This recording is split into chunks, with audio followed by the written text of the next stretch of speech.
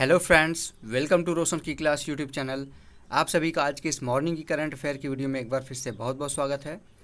आज की इस वीडियो में हम देखेंगे 30 अप्रैल 2021 के top 10 current affair with extra facts, यानी कि सभी क्वेश्चन के साथ मैं आप लोगों को उस क्वेश्चन से जुड़े हुए एक्स्ट्रा फैक्ट्स भी बताऊँगा, जिससे आप लोगों का जीके का जो पोर्शन है वो भी करंट अफेयर के साथ तैयार होता जाए। और अगर वीडियो देखने के बाद आप लोगों को वीडियो अच्छी लगती है तो प्लीज़ इस वीडियो को लाइक कर दिया करिए। और डेली बेसिस पे मॉर्निंग में टॉप 10 करंट अफेयर की वीडियो देखने के लिए रोशन की क्लास यूट्यूब चैनल को सब्सक्राइब करना मत भूलिएगा। जैसे ही नीचे लाल कलर के सब्सक्राइब बटन पर क्लिक करेंगे, एक बेल आइकन आएगा, घंटी का निशान आएगा, उसको दबा के ऑल नोटिफिकेशन ऑन कर लीजिएगा। अब दोस्तों चलते हैं पहले क्वेश्चन की तरफ। पहला प्रश्न है, किन दो भारतीय कंपनियों को टाइम्स पत्रिका के 100 सबसे प्रभावशाली फर्म में शामिल किया गया है? तो यहाँ पे पहली कंपनी है रिलायंस इंडस्ट्री की प्रौद्योगिकी शाखा जियो प्लेटफॉर्म, जिसको इनोवेटर्स श्रेणी में यहाँ पे शामिल किया गया है। और दूसरी कंपनी है ई लर्निंग स्टार्टअप, आप सभी ने सुना होगा बायजूस के बारे में, इसको यहाँ पे डिस्क्राइबर्स श्रेणी में शामिल किया गया है टॉप 100 सबसे प्रभावशाली फर्म्स में टाइम्स पत्रिका के द्वारा। ठीक है फ्रेंड्स, पहले क्वेश्चन का आंसर आपने देख लिया। रिलायंस इंडस्ट्री का पहला कंपनी है जियो, जो प्रौद्योगिकी शाखा है जियो प्लेटफॉर्म, और दूसरी कंपनी है बायजूस, जो कि आपको पता है ई लर्निंग स्टार्टअप है। अब चलते हैं दूसरे क्वेश्चन की तरफ। दूसरा क्वेश्चन है, कोविड अस्पताल निर्देशिका भारत में किसने शुरू की है? तो यहाँ पे ट्रू कॉलर है, आप सभी ने ट्रू कॉलर यूज किया होगा अपने मोबाइल्स में। ट्रू कॉलर ने यहाँ पे भारत में कोविड अस्पताल निर्देशिका यहाँ पे शुरू की है। भारत में अपने उपयोगकर्ताओं को के लिए एक कोविड अस्पताल निर्देशिका शुरू की है। इसमें देख लीजिए, निर्देशिका में विभिन्न कोविड नामित अस्पतालों के टेलीफोन नंबर और पते शामिल हैं, जिससे उनके जो यूजर्स हैं, ट्रू कॉलर्स जो यूज करते हैं, उनको आसानी हो कोविड से रिलेटेड जो अस्पताल हैं उनके फ़ोन नंबर और पते ढूंढने में। अगला क्वेश्चन है, हाल ही में अमेरिकी अंतरिक्ष यात्री माइकल कोलिंस का निधन हो गया। वह किस अंतरिक्ष मिशन के सदस्य थे? तो यहाँ पे आप लोगों को मैं बता दूं कि माइकल कोलिंस अपोलो 11 मिशन जो था, जो कि उनका अमेरिका नासा का पहला चंद्रयान मिशन था, उसके लिए यहाँ पे माइकल कोलिंस उस मिशन के यहाँ पे सदस्य थे। उस मिशन में टोटल 3 सदस्य थे, जिसमें से एक सदस्य माइकल कोलिंस थे, जिनका हाल ही में निधन हो गया। माइकल कोलिंस 1969 में चंद्रमा के लिए पहले मानव युक्त मिशन अपोलो 11 के 3 चालक दल के सदस्यों में से एक थे, यानी कि 3 लोग उसमें गए थे। आप सभी को पता होगा, जो अपोलो 11 मिशन था चंद्रमा का, नासा का, अमेरिका का, उसमें 3 लोग गए थे। उसमें से एक थे माइकल कोलिंस, दूसरे थे नील आर्मस्ट्रॉन्ग और तीसरे थे बज एल्ड्रिन।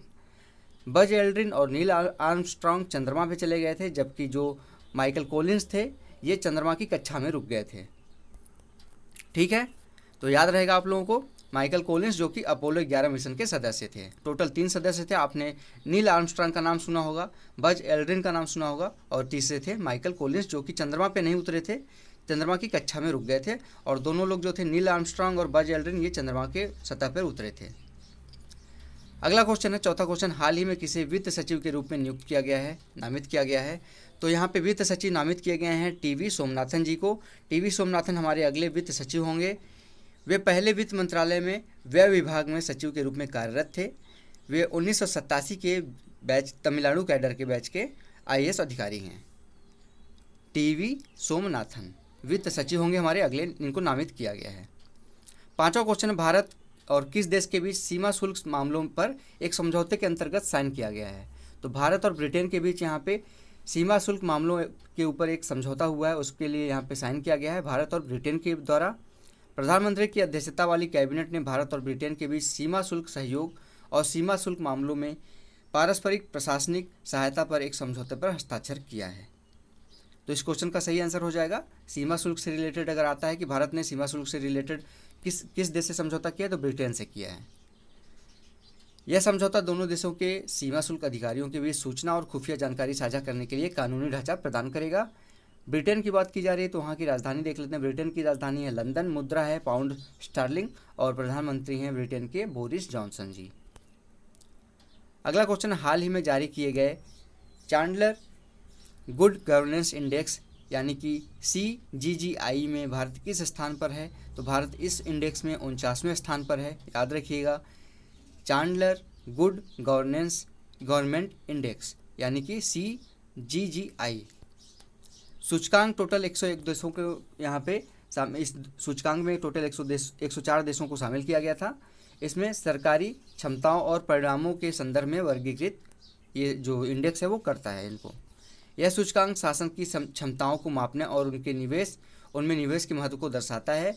CGGI सूची में शीर्ष देश रहा है यहाँ पे फिनलैंड। यहाँ पे पूछ सकता है कि भारत के से रिलेटेड है, तो भारत का जो स्थान है वो 49वां बता देगा, और इस सूची में नंबर 1 पे कौन रहा है, इस तरीके से भी क्वेश्चन पूछ लेता है। यह सूचकांक 7 स्तंभों पर केंद्रित है। 7 स्तंभ कौन कौन से हैं?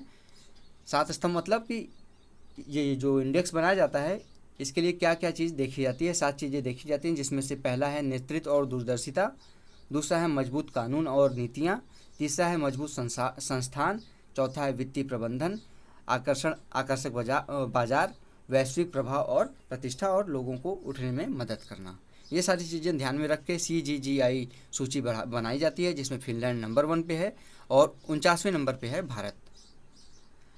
अगला क्वेश्चन है, सेबी ने किसे NCDEX के नए MD और CEO के रूप में नियुक्त किया है? तो सेबी ने नियुक्ति की है NCDEX के यहाँ पे MD बनाए गए हैं और CEO बनाए गए हैं नए अरुण रस्ते जी को बनाया गया है। NCDEX के यहाँ पे MD और CEO होंगे अरुण रस्ते। इन्हें 5 साल के लिए यहाँ पे नियुक्त किया गया है। ये वर्तमान में राष्ट्रीय डेयरी विकास बोर्ड के कार्यकारी निदेशक थे। अब ये हो जाएंगे आपके NCDEX के MD और CEO। NCDEX का फुल फॉर्म होता है national commodity and diversity exchange limited. SEBI का आपको सभी को पता होगा फुल फॉर्म, फिर भी मैं यहाँ पे बता देता हूँ। Securities and exchange board of India, भारतीय प्रतिभूति और विनिमय बोर्ड। इसका मुख्यालय है मुंबई में। 30 जनवरी 1992 को इसकी स्थापना की गई थी सेबी का, और सेबी के जो अध्यक्ष है प्रेजेंट टाइम में अजय त्यागी जी हैं। अगला बुक है, यहाँ पे बुक से रिलेटेड है, बुक एंड ऑथर से काफ़ी इंपॉर्टेंट ये रोल प्ले करेगा आने वाले एग्जाम्स में, क्योंकि जो करंट अफेयर में बुक एंड ऑथर बनता है वही क्वेश्चन आता है। तो देख लीजिए, बहुत कम ही ऐसे होते हैं जो करंट अफेयर में बनते हैं बुक एंड ऑथर। काफ़ी कम फेमस लोग जो फेमस होते हैं उनकी बुक ही यहाँ पे शामिल किए जाते हैं। तो यहाँ पे देखिए, बुक का नाम है the living mountain a fable for times. के लेखक के बारे में पूछा गया है, तो the living mountain A fable for times के लेखक हैं अमिताव घोष जी। इनको ज्ञानपीठ पुरस्कार दिया जा चुका है और ये विश्व प्रसिद्ध लेखक हैं। अमिताव घोष द्वारा लिखी गई है the living mountain a fable for times. इस पुस्तक के बारे में यहाँ पे देख लेते हैं। इस पुस्तक को हिंदी और ई बुक और एक ऑडियो बुक के रूप में एक साथ जनवरी 2022 में हार्पर कॉलिंस पब्लिशर इंडिया के द्वारा प्रकाशित किया जाएगा। यहाँ पे आपको ये भी पूछ सकता है कि बुक और ऑथर दे और ये बोल दे कि ये बुक किसके द्वारा प्रकाशित किया जा रहा है, तो हार्पर कॉलिंस पब्लिशर्स हैं इंडिया के, इनके द्वारा 2022 जनवरी में ये बुक प्रकाशित किया जाएगा। अगर बुक के बारे में पूछा जाए कि the living mountain a fable for times के अंतर्गत क्या लिखा गया है, क्या कहानी लिखी गई है, तो इसमें जो पैंडेमिक आई हुई है 2020 से चल रही है कोरोना वायरस की, उसके बारे में बताया गया है कि इस समय लोग किस तरीके से जूझ रहे हैं और पर्यावरण को किस तरीके से मानव ने क्षति पहुंचाई है और पर्यावरण बाद में मानव को किस तरीके से क्षति पहुंचा रहा है। तो याद रखिएगा इस चीज़ को। अगला क्वेश्चन, हाल ही में किस देश ने रूसी कोविड-19 टीके स्पुतनिक 5 के आपातकालीन उपयोग को मंजूरी दे दी है? तो बांग्लादेश है। यहाँ पे आपातकालीन उपयोग के लिए मंजूरी दे दिया गया है स्पुतनिक 5 को। स्पुतनिक 5 के टीके मई 2021 में बांग्लादेश तक पहुँचने की उम्मीद है। 2021 जो मई आने वाला है कल से, इसी महीने में बांग्लादेश को स्पुतनिक 5 मिल जाएगा कोविड-19 वैक्सीन। यह बांग्लादेश में उपयोग करने के लिए अनुमोदन प्राप्त करने वाला दूसरा वैक्सीन है। इसके पहले आप सभी को पता है कि सीरम इंस्टीट्यूट जो भारत में है, इसके द्वारा बनाया जा रहा है ये वैक्सीन। तो ऑक्सफोर्ड यूनिवर्सिटी का है एस्ट्राजेनेका, लेकिन यहाँ पे भारत का सीरम इंस्टीट्यूट इसको बनाएगा और बांग्लादेश इस सीरम इंस्टीट्यूट के द्वारा बनाया गया ऑक्सफोर्ड यूनिवर्सिटी का एस्ट्राजेनेका को मंजूरी देने वाला, मतलब एस्ट्राजेनेका बांग्लादेश के अंतर्गत मंजूरी प्राप्त करने वाला पहला कोविड-19 वैक्सीन था। अब दूसरा स्पुतनिक 5 बन गया है। 10वां क्वेश्चन है, हाल ही में किसे 2021 के वाइल्ड इनोवेटर अवार्ड के लिए चुना गया है? तो वाइल्ड इनोवेटर अवार्ड दिया गया है 2021 के लिए यहाँ पे डॉक्टर कीर्ति के कारथ जी को, जो कि centre for wild life studies की मुख्य संरक्षक वैज्ञानिक हैं। इस अवार्ड के लिए चुनी गई हैं ये भारत की और एशिया की पहली महिलाएं ऐसी हैं जिनको चुना गया है वाइल्ड इनोवेटर अवार्ड के लिए। याद रखिएगा, पूछ सकता है पहली भारतीय या फिर पहली एशियाई महिला जिनको वाइल्ड इनोवेटर अवार्ड दिया गया है, इनका नाम क्या है? तो यहाँ पे इनका नाम है डॉक्टर कीर्ति के कारथ, जो कि भारतीय हैं और पहली भारतीय और एशियाई महिला हैं जिनको ये अवार्ड दिया गया है वाइल्ड इनोवेटर अवार्ड। यह अवार्ड वाइल्ड एलिमेंट फाउंडेशन द्वारा दिया जाता है। वाइल्ड एलिमेंट्स फाउंडेशन, याद रखिएगा, इसके द्वारा ये अवार्ड दिया जाता है। और अन्य जो विजेता हैं उनके नाम देख लीजिए, एक यूएसए के हैं रिचर्डेल थॉमस, और दूसरे हैं अबीगैल विलियम्स और जेनेगोस यूके के हैं, और तीसरे हैं ऑस्ट्रेलिया के डॉक्टर एड्रियाना बर्गेस। तो दोस्तों ये क्वेश्चन था आज का टॉप 10 करंट अफेयर का। आशा करता हूँ आप लोगों को आज की वीडियो पसंद आई होगी। अब समय आ गया है आज का प्रश्न देखने का। यहाँ पे आज का प्रश्न है Stockholm International Peace Research Institute यानी कि सिप्री, आप सभी ने इसको देखा, इसके बारे में सुना होगा। सिप्री यानी कि Stockholm International Peace Research Institute की रिपोर्ट के अनुसार वैश्विक सैन्य खर्च करने वाले देशों में भारत का कौन सा स्थान है, आपको बताना है। तो भारत का स्थान इसमें आपको बताना है कि पहला है, तीसरा है, चौथा है या फिर दूसरा है।